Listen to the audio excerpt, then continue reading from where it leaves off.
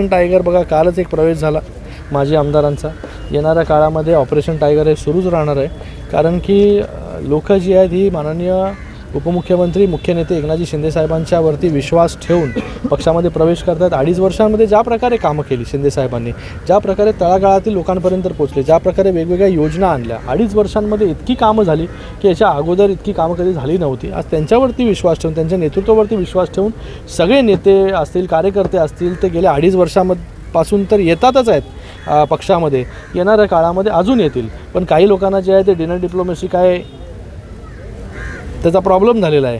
काही लोक मेसेज करून आपापल्या आमदारांना, खासदारांना सांगतात की आवर्जून तुम्ही जाऊ नका, त्यांना जायचं असतं. पण ते सांगितल्यानंतर पण जे लोक आहेत ती आमचा एक ऋणानुबंध जो आहे, जो ऋणानुबंध ते लोक स्थापन करू शकले नाही त्यांच्या कार्यकर्त्यांबरोबर, त्यांच्या नेत्यांबरोबर, त्यांच्या आमदारांबरोबर, खासदारांबरोबर, तो आम्ही स्थापन केलेला आहे. आमची एक मैत्री आहे, त्याच्यामुळे ते मैत्री खातर येत असतात. पण प्रत्येक गोष्टीमध्ये त्यांना पॉलिटिक्स जर दिसत असेल तर मला वाटतं हे कुठे ना कुठेतरी थांबलं पाहिजे.